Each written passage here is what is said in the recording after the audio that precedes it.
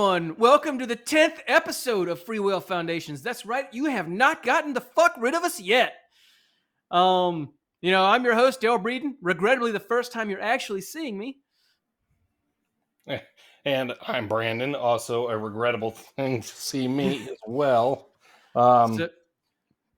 If you've not gotten rid of us at this point, you're not trying hard enough because it's not very difficult. You're basically diving into the experimental realms of sadomasochism at this point. Once again, we've done an amazing job planning this show for you. By amazing job, we haven't really done anything, and our lives have both been relatively hectic lately. Whereas last time, or a couple times ago, I gave Brandon a bunch of shit because I was just on vacation. We have both been relatively busy, and the weather has sucked a big old bag of dicks around here. And I've been able to ride once in 3 weeks. I don't know if you've even been able to get out, Brandon. No, I haven't. I was actually gonna try and start again today, but I have caught some sort of crud.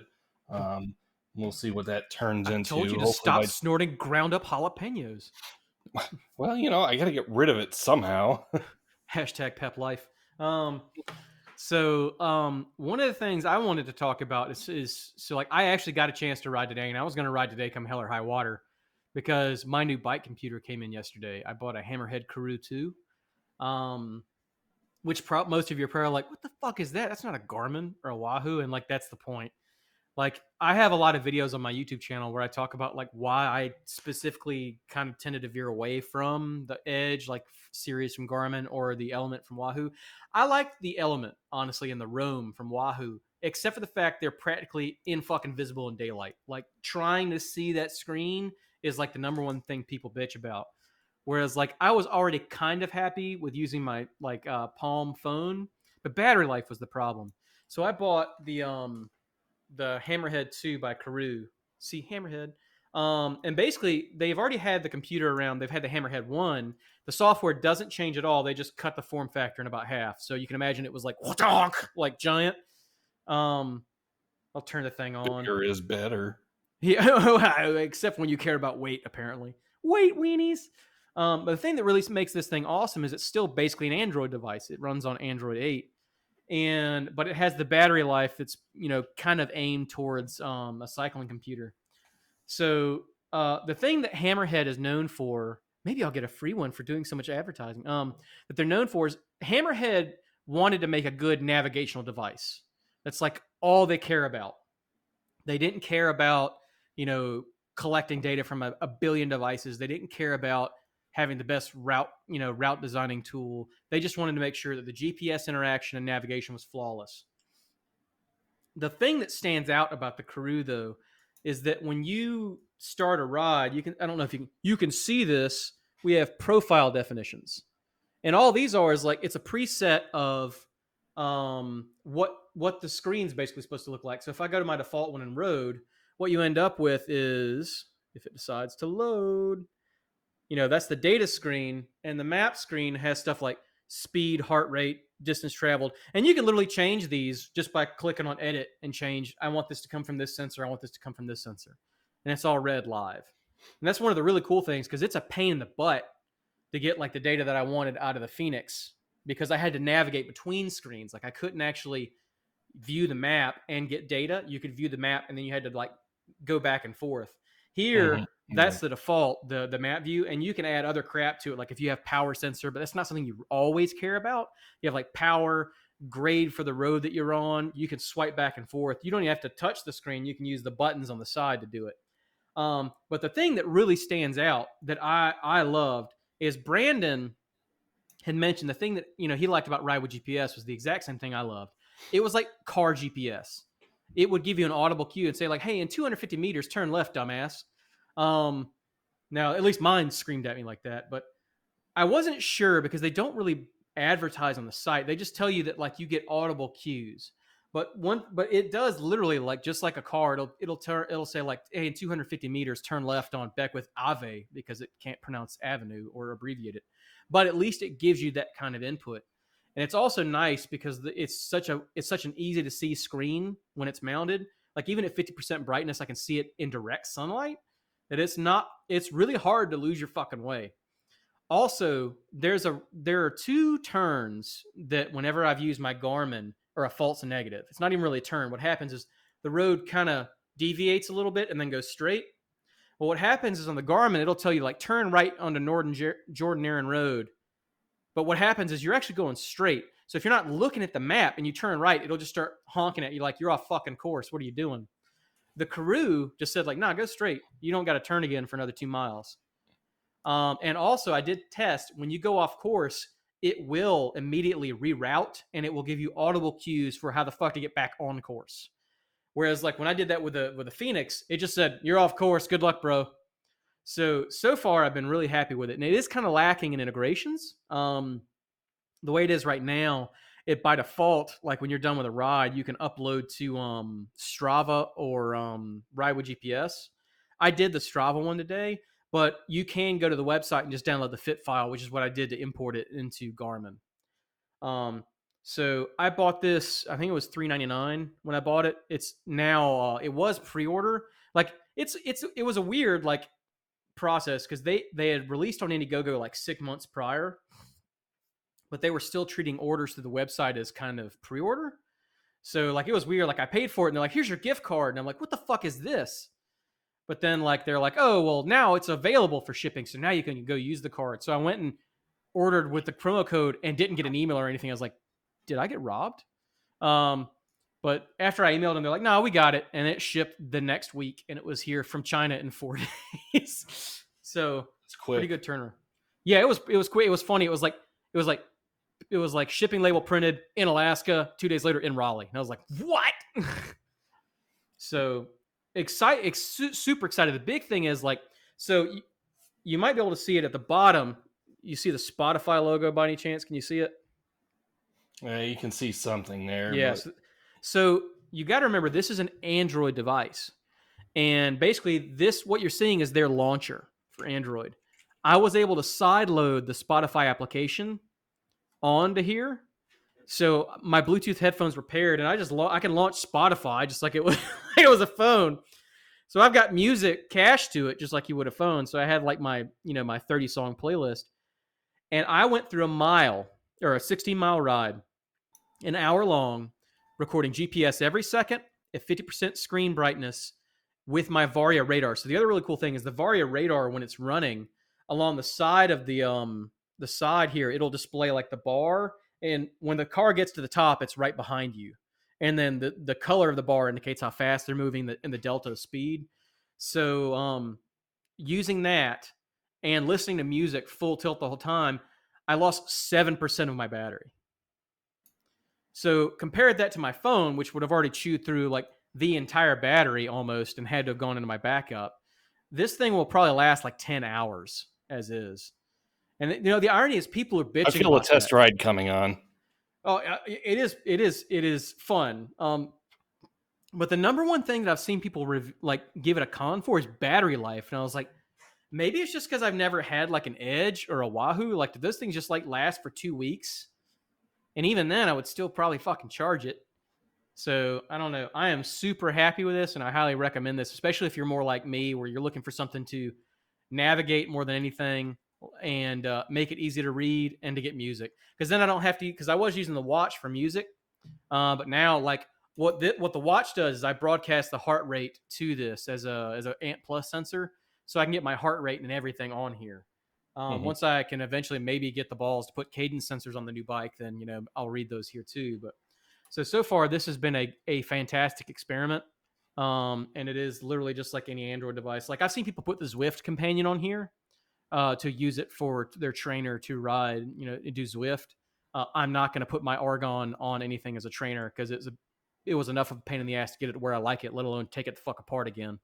But yeah, so I do highly recommend this. Like the Phoenix was good, but it left a lot for like it left me wanting in ease of use because it was difficult to like let me look at this and figure out where the fuck I'm going because a beep happened. I don't know if I'm about to get run over, if I have to turn.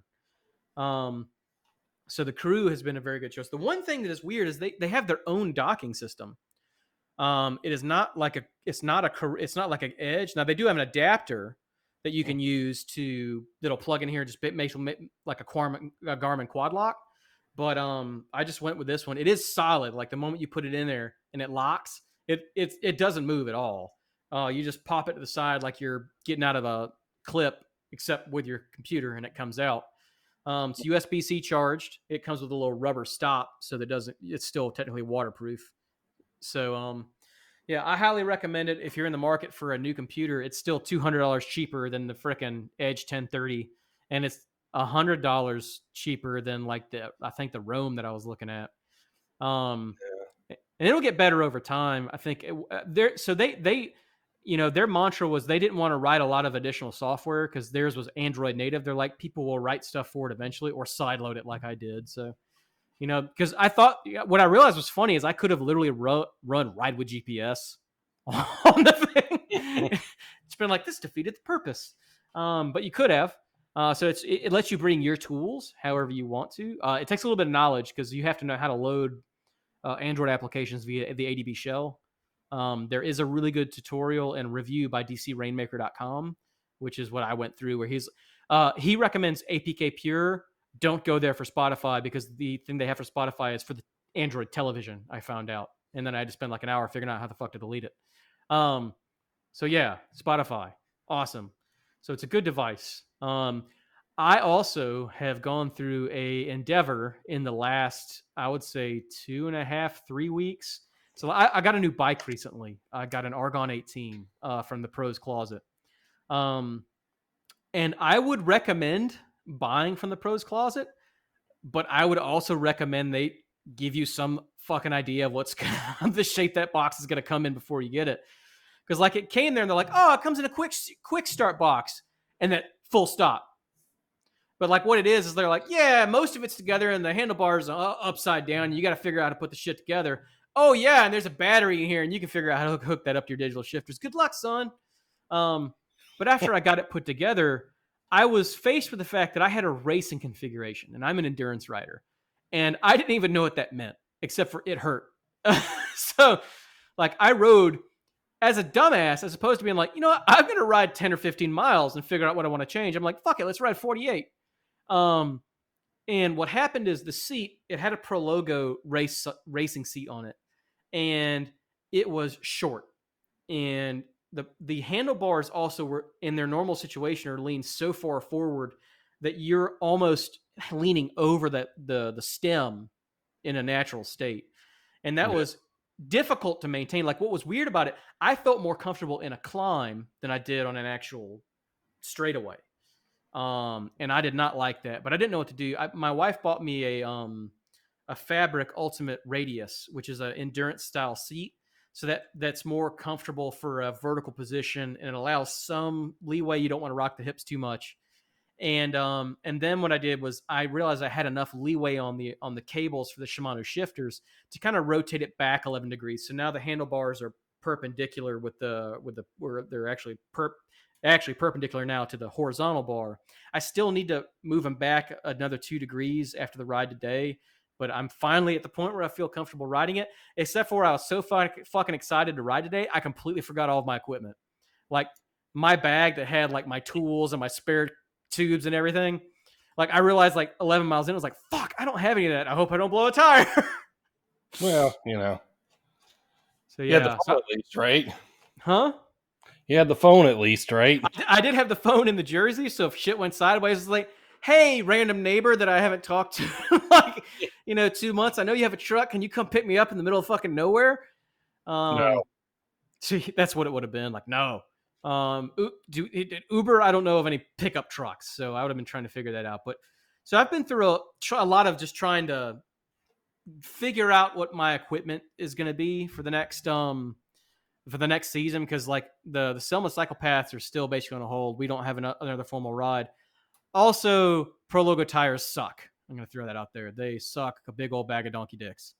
They're the tires that came on, and I regret this because this is like the bike that I picked. There was like 8 of these, and they all had different tire configurations. And I'm like, ooh, that one looks cool. So I picked that one, and they just suck. Like it's like I always like we've talked about this before. I don't like going fast, but like when you go downhill, these things feel like I'm already on ice. Like there is no grip. It's terrifying. And the rear wheel, so like every 20 or 30 miles, I will drop to 80 psi out of 100 on the rear tire.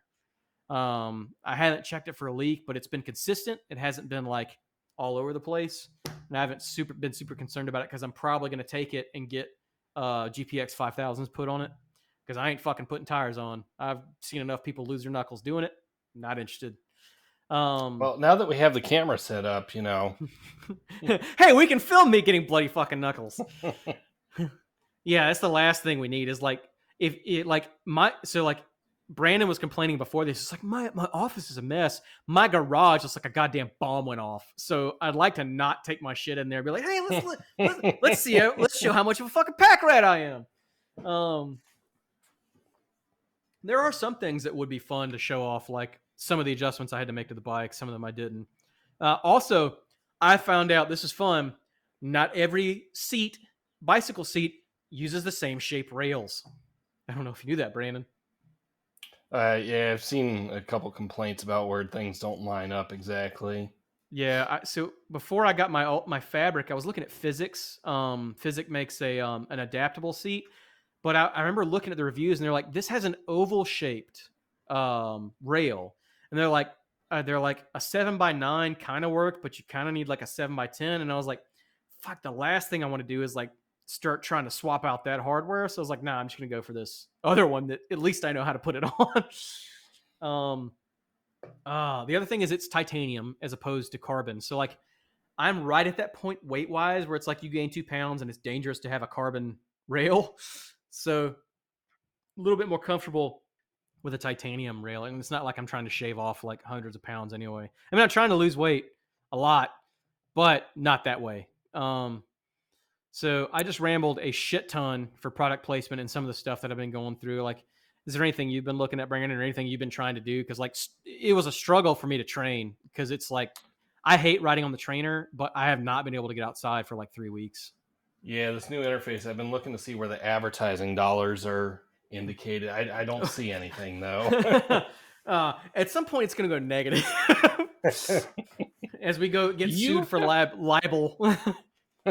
you have to pay us to talk about our product. No, what was the question again now? Oh, just what's been going on with you? Because basically, we didn't really have a plan for this, so it's just like, hey, what's going on with you? Yeah, no, work is definitely taken over. I've got a few things going on that have severely derailed my cycling schedule, which, I was actually doing pretty good for a while when I got back into it. And, we kicked the show off. But I've not been able to touch it for, a few weeks now. And it's starting to show in the midline there. In the Weight comes gunnel back region. quick. Yeah.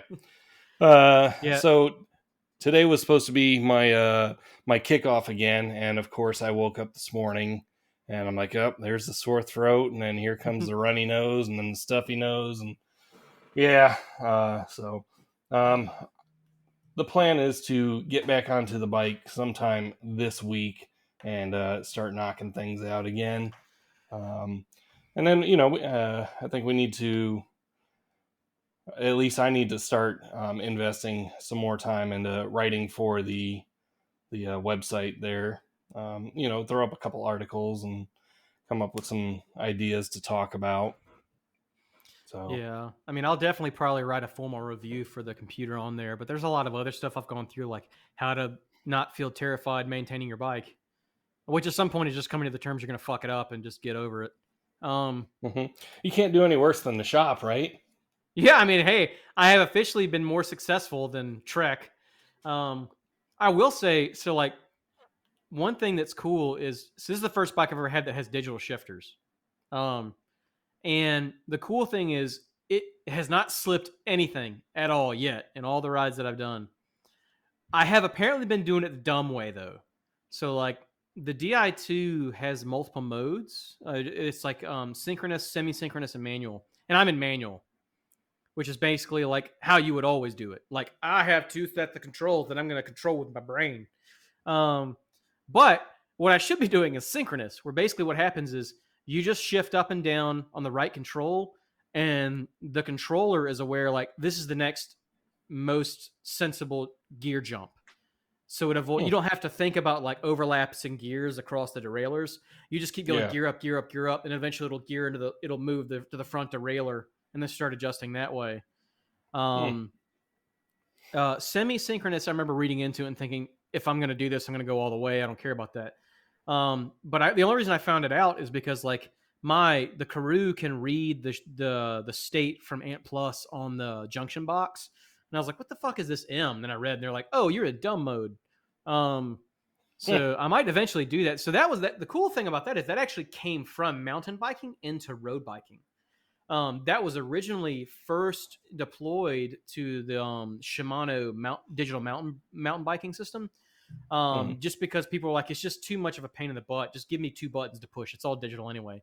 And then people realized that's not a bad idea, considering it takes all the thought away for you having to understand, like, well, if I'm in third gear on the small derailleur, if I gear up one more, I'm technically overlapping. I'm losing efficiency. So it would have been smarter to go to the larger derailleur and gear down. Why do that if it's already smart enough to know that? So that's the whole benefit to it. That and the fact I don't have to deal with tensioning cables for the gears. Hmm.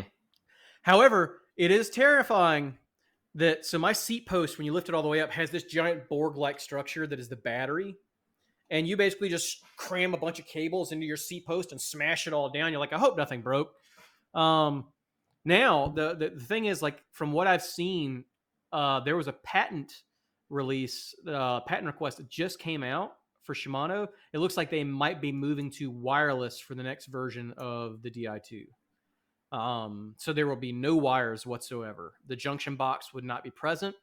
You might just have an interface for the battery, but then your gear interactions and all that stuff would be purely wireless. Probably Ant Plus, because that makes sense because it's a local network.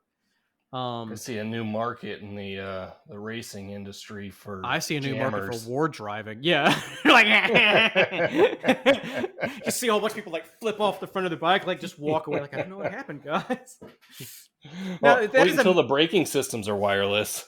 some of them are already. And so there is an immediate. There was like an immediately like, whoa, guys! I know that's great because it's less weight, but now people can fuck with you. Like there's like a legit concern because it takes one dude with an RF jammer at a professional race, like at the finish line, to like put a bunch of people into a coma. Yeah. Oh, another topic. Have you seen all the Comas. crazy shit from the UCI in the last couple of weeks? I've seen some of the articles that you've sent me. Okay, so if you are in any way interested in getting into professional racing, forget everything you've learned because it's probably fucking illegal now. So, a few things. If you've never heard of the term super tucking, it's not that thing that the guy does with his dick in the Silence of the Lambs. What that is actually when you're on a downhill, people will actually get off the saddle and straddle the center bar, and they'll basically like crouch down. The irony is there's scientific information that says that doesn't do jack shit for you because it doesn't affect your profile. But the UCI just flat out said, not doing that. That's not allowed anymore. And you are not allowed to sprint outside of the saddle. So, like, if you were like, I'm going to fucking plow ahead and you got out of your saddle and that's how you sprinted, you can't do that anymore. And the reason for that is, did you see the wreck in Poland in 2020, Brandon? So there's a No, I don't think wreck so. at the Tour of Poland where at the end of the race, the guy who was leading got into a sprint, and you could tell he was gassed. Like, he just didn't have it left. And he got out of the saddle, and he was so tired he couldn't even keep his form together. And he swung out. Some people argue intentionally. Some people argue he was tired, and he hit the guy next to him, but the guy was pinned against a rail. So he hit this rail, like, you know, those like the barrier guard rails they use. He hit one of those things at like 25 miles an hour, and it flung him off the bike over it, and he was in a coma for like 2 months. Mhm. Almost died. So they just basically said, no, here's the deal. Your ass is in the seat. The other thing is they got rid of the armrests. You cannot have armrests. On time Yeah. trial bikes a lot, you'll see those kind of forearm rests. Those are outlawed now. Those are banned. According to their rules, ass is in the seat and hand is on the grips, not in the center. They haven't specifically said like if endurance style resting is allowed or not. But they're like, your hand is on the grips. So for some people that's going to suck, because like people who made their career out of sprinting now basically have to relearn how to do it because they can't do it out of the saddle. But at least it's safer. Hopefully no one's gonna die that way. But that was one of the things that, like, it's just been this flurry of shit from the UCI about things that have changed in the last few weeks, and I don't think they're done, honestly. I think we're going to see a lot more stuff happen. Just it's going to get piecemealed out before the new season starts. And it's like when the NFL gets in, they start throwing out rules for safety. It's going to be the same thing. They'll be like, you can't really argue with this because it's going to keep people alive. And the other, have you seen the lawsuit against Bontrager? No. There's a lawsuit against Bontrager for that lovely helmet that I have. Oh, that claims that their wave felt technology is misleading advertising. And they're basically saying that it doesn't do that much better. Honestly, I don't care. I just needed a helmet, and I was like, it's not going to kill me, literally, to have a better helmet. But there is a lawsuit arguing that the way they have presented it is misleading. But the fact is that the science around it, so like all of their studies and everything are open. You can literally go look at them and make the decision yourself. It was probably just, in my opinion, submitted by someone who was butthurt that they were getting outsold. But yeah, so I follow a lot of random fucking news about cycling. I will serve as your aggregator here. You're doing a good job of it so far, Well, it's Google. Google just realized that I like things about cycling, so it's like, hey, look, this happened. And my favorite thing is it's like, hey, would you like to read a review on the Karoo too? I'm like, no. Hey, here's another one. God, what? So sometimes it gets it spot on, sometimes it gets it messed up. But so a lot changing in the world of cycling. A lot changing for me. Brandon's apparently trying to get back into it if he can get over being a pansy and being sick. Yeah. Wait, what? Hey, I have gout and I still rode today. That's actually not that bad because you're not rotating the ankle that much. It's just straight. So I was going to ride today come hell or high water. I wanted to try the Karoo. But yeah, I have ridden to boredom the trainer, and I really want it to warm the fuck up. Because it's actually a pretty nice day out today. Yeah, today it was nice. It got up to like 56 degrees here, which is like summery almost. Yeah. It wasn't windy either, which is like normally it's like, hey, it's 51 and like 18 mile per hour winds. So it's nice today. However, from here to like 2 weeks from now, it's like, hi, I'm going to be a high of 32 and raining. Yeah. Non-stop rain every day. Yeah, it feels like it's been all winter, dude. Like we moved to Seattle and just didn't realize it. And now that you mention it, yeah, kind of feels like that. Yeah, because I don't remember. Well, maybe it's because like there has not been a year in my history where I'm like, I want to be outside today. So I didn't notice, but I'm like, man, I would really love to be outside anytime. And the wife's like, we should go get Pokeballs and Pokemon Go. Oh, Lord. Yeah. Still playing that, huh? Yeah. Well, when there's nothing to do because you can't go outside. You just catch them in the house? Yeah, pretty much. When it first came out, I tried it for a little bit, and I realized that the house sits on a spot where like 5 or 6 of them spawn repeatedly, but it's always the same thing over and over and over again. So, yeah, I mean, we have an infestation too. I mean, yeah. Damn Pikachus. Probably get sued just for saying that name. I was talking about roaches. Oh, no, not really. We gotta catch them all, son. Good luck with that one. Yeah, they scatter. They ain't easy. When you turn the light on. Oh, they're all over the place. So, like, one of the things I started doing a couple weeks ago is, like, you remember me talking about like my personal trainer and my dietitian? Yeah. I started getting really frustrated with the fact that I was like, I'd put weight back on. And it makes sense. I mean, I had done a lot of work to increase my wattage output and my average speed. But my goal was to drive my weight down.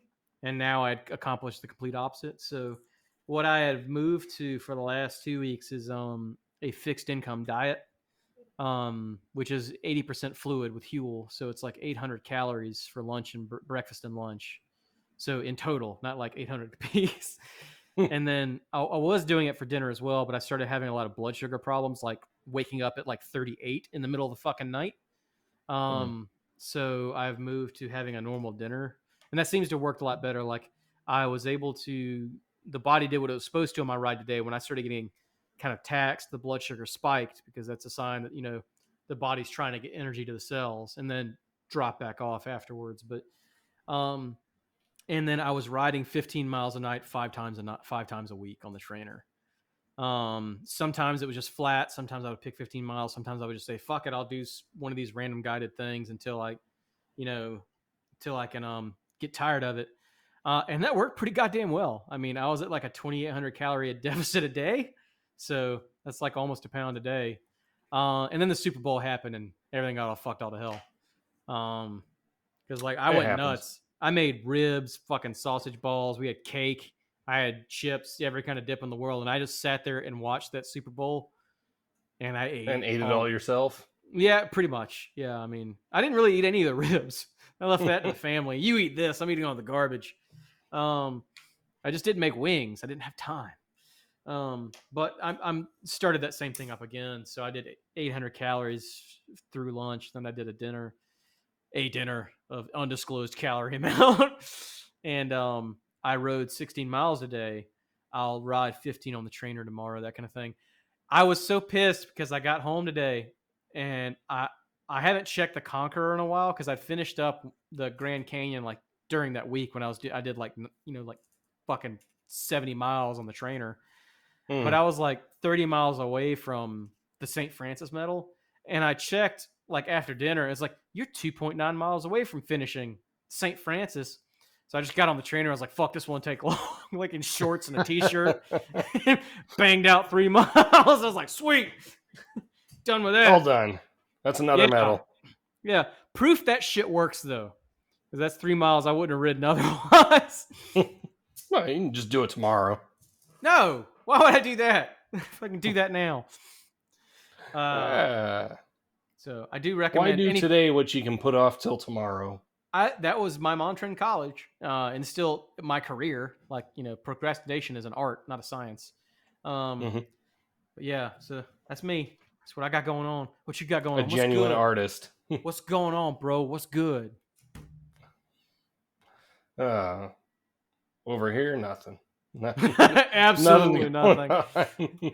Everything is bad. I really don't have much to talk about. uh, It's just been a long week. it's been Uh, a long sequence of weeks. If yours has been anything like mine. yeah, and it's sometimes it's just an exercise in futility, and referring to it as the treadmill is just it doesn't do it justice. That term does not serve it well enough. Um, it's just get up, do the same thing over and over and over and over again, and uh, we have a lot going on at work at the moment, and we just have projects that we're executing, and at the same time, you got the fires that start happening on a day-to-day basis, and we got to stop the projects and put those out but still keep the projects on time. So it's just been And just so you know, Brandon is not a firefighter. He's talking about metaphorical fires. oh no, the data center actually, you know I turned it up to 11. I was like, we need to get this done. Oh, I see you let Anthony in there. There was a few sparks involved. Yeah, I mean, it happens, and it's just a fact of life. Like one of the things I Yeah. found is like once you get into a rhythm, life's like fuck you. That's pretty much it. Oh, you thought you were going to finish some projects this week? Oh, that's cute. Uh-uh. That's cute, but it's Yeah. wrong. Oh boy, are you in for a treat? And like I don't know how the vaccination schedule is looking in South Carolina, but it's still looking like it's gonna be a while before I can get vaccinated. Because like once we can get vaccinated. It'd be fun, like for me just to drive down to Columbia, or you drive up here, and let's just go on a ride. Yeah. But the way it is now, it's like I don't even go to the grocery store. Yeah, I want to say that last time I checked, we weren't going to be before sometime late summer as an Yeah, opportunity. I'm in what they call Group 4 for North Carolina, which is compromised individuals, and they're going to look at starting phase 3 on the 12th of February, which is basically So pretty soon here. old people's. Yeah, I wonder if I put on makeup. No, I'm just kidding. I'm Well, you don't old. need very much. I just need to lose a little bit more hair, and it's convincing. Most of the way there. Yeah, I was about to say nature's doing a good enough job. I don't need to intervene. So yeah, I mean, I don't have anything else. This might be a short episode, thankfully for you guys this week. How long have we been going? 35 minutes still. minutes. 36. We can muster 4 more minutes. The bird, and bird is the word. Bird. That would be a long 4 minutes for both us and you. You can see, like, it'd be funny to watch the metrics. Like, everyone gets to 30 minutes, 36 minutes, and boom, I'm out. At 37 minutes, we suddenly have 0 listeners. Yeah, that's well, how they life made it works. a minute. Yeah. I can drag this shit out all day. Hopefully, as the schedules get a little bit more normal, we might get back to a normal release schedule. Yeah. But if I certainly not, hope so. We're not dead, or at least I'm not. I'm not either. I mean, it's going to happen eventually one of these days. Mm-hmm. Prefer to know, or prefer to not know when. But no, I think as we work through our projects at work here, and we finally extinguish these forest fires, I would definitely like to get back into cycling, full time, and then obviously get back on schedule with the show again, and invest the time that we should into the website and start turning this into hopefully maybe a community instead of just a one-sided conversation. Hey, there's more than one of us. It's a community. A community of more than 2. It's a and our random listeners. What's that?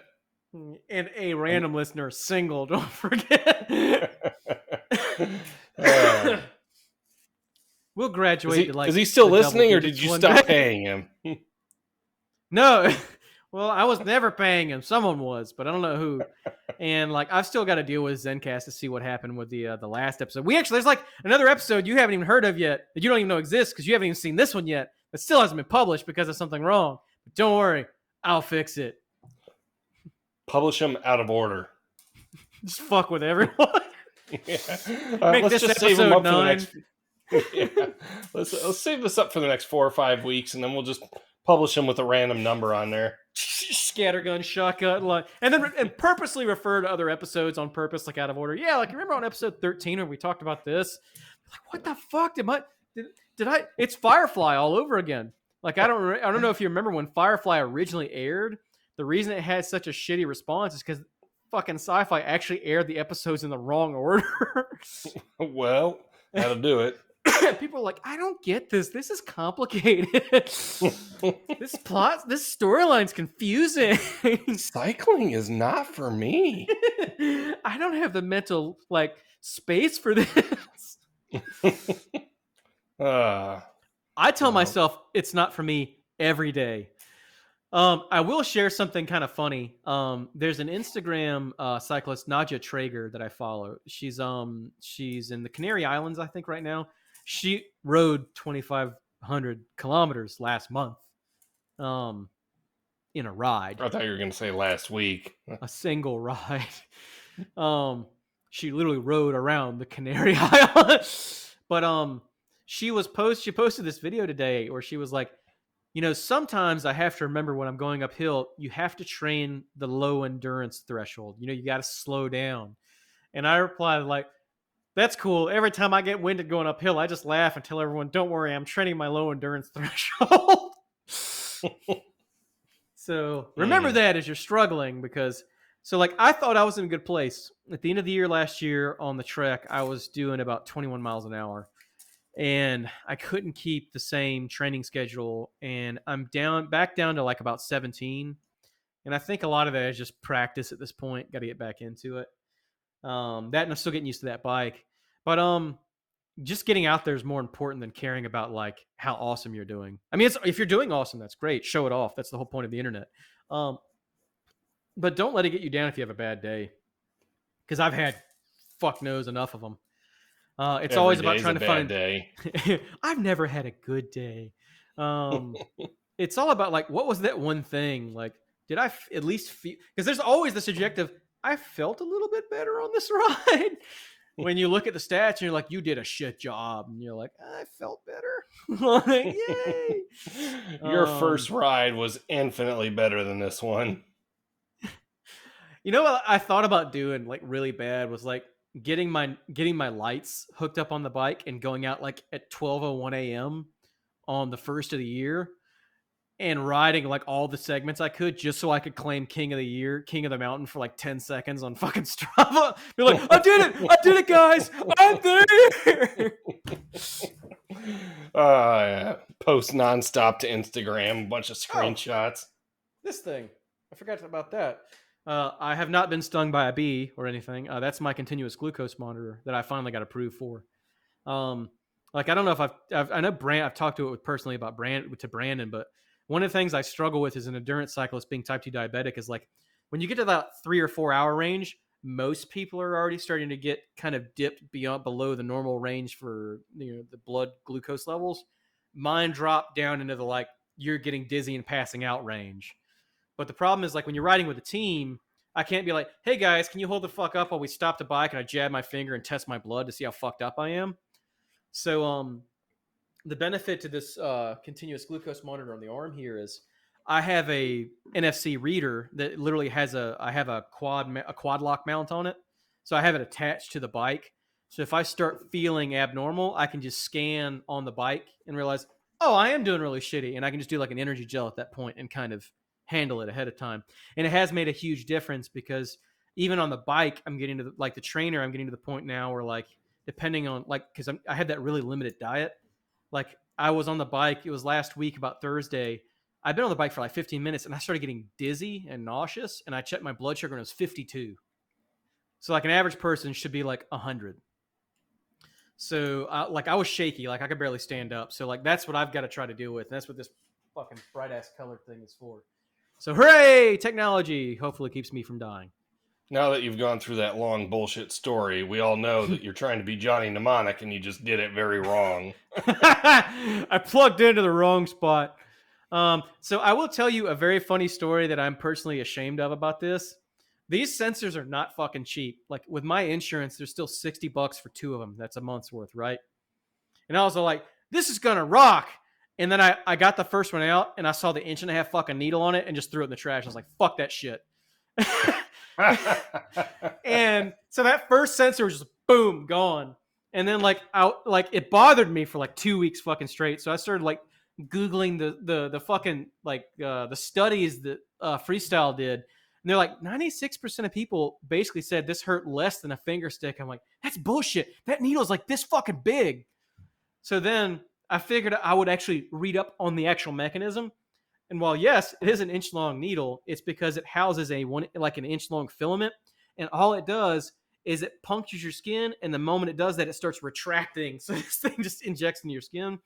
It is unnoticeable. Like it hurts infinitely less than a finger stick. What does fucking hurt is taking it out.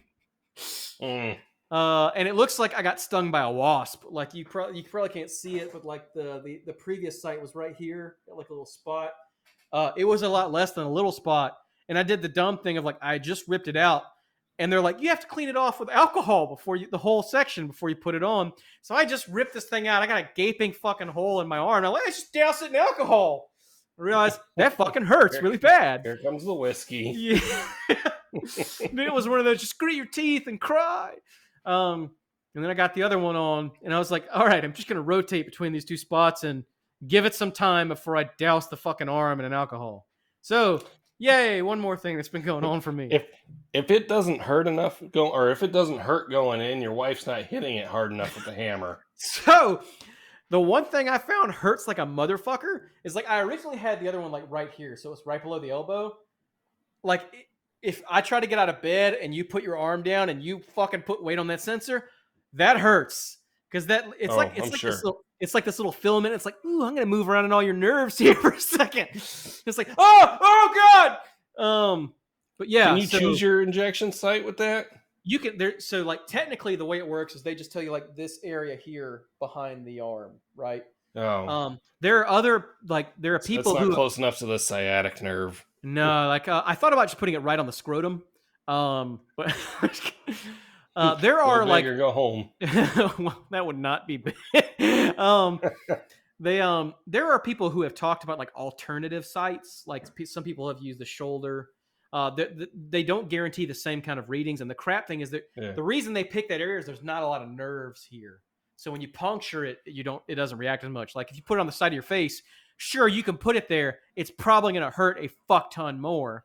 And then People are going to stare at you when you get a big orange blob on the side. you know what? That's just you don't have to have this on there, but it looks like you have a medical sensor stuck to your skin. But it's one of those things where it's like wherever you put it, you also want to minimize friction. So like if you put it on your back, whenever you take your shirts off, you're going to be putting pressure on it, which could hurt like a motherfucker. So it's like what makes sense, and I haven't found a good reason not to put it on the arm yet. A lot of people, like I've seen people do like the thigh, like right above the knee, because like shorts won't hit it, that kind of thing. Aim for the But there's femoral. a lot of a lot of nerves right there, and I would like to avoid pain. I'm a pansy. So check it out. I got us to 47 minutes, basically, bro. Almost 10 minutes of rambling on about glucose monitors. Hey, it happened. It's relevant to my cycling, and it's funny. Okay. Interestingly enough, our one subscriber is probably also diabetic. Now the funny thing is, like everyone I've ever talked to who's on all the Facebook, there's a lot of articles that'll pop up on Facebook that are like, "What's your glucose level when you're cycling?" Because they're trying to pitch you these devices. And my favorite's when they fucking misspell it, like, "What's your gluox level?" And occasionally I'll join in the popcorn commentary, like, unless you're diabetic, you probably don't give a shit. And someone's like, "Yeah, I have a continuous glucose monitor." They're like, "I have a Dexcom." I would have loved a Dexcom. My insurance is like, "You're type 2. Why would I have liked a Dexcom, you might ask? Because I could have gotten my stats for my blood sugar on my fucking bike computer. How awesome would that have been, just to not have to worry about scanning? Just be like, all right, my blood sugar is fucking falling off the bottom. I don't have to do anything else. I have thought about, so this is NFC, and the shit thing is they're coded. So like once it's bound to the sensor, you can't undo it. I have thought about making my own NFC rig that would basically just adhere on top of it and then get sealed under this thing. That would then broadcast via Bluetooth to something else that I can feed data off. Like I'm not big on DIY medicine or like medical hardware, so I don't know if it's worth it, but it would be a way of kind of trying to emulate that. But I can get what I need off of the manual scans right now, but it would have been nice just to have the Dexcom and be like, this is a Bluetooth data point. If you do go the route of, fabricating your own device, we need to record that episode. I've seen you with a soldering iron before. You mean the fire alarm that happened shortly thereafter? Wasn't even my fault, but fuck knows. DJ was soldering. Right here. This dude right here. And that was shortly after I got electrocuted. Oh, the joys of random tasks that are assigned completely outside of the scope of my work. Hey, I know you're an IT engineer, but like you can do electrical engineering, right? No. Cool. Let's do this. Yeah. So many stories like that. Yeah. So many stories. Yeah, there are a lot of stories. Are you still around for Banana Inspector? I was there for that. That was that was when I was like, hey guys, this is dumb. I don't think there's a good way of doing this. And they're like, let's think of other dumb ways to do this.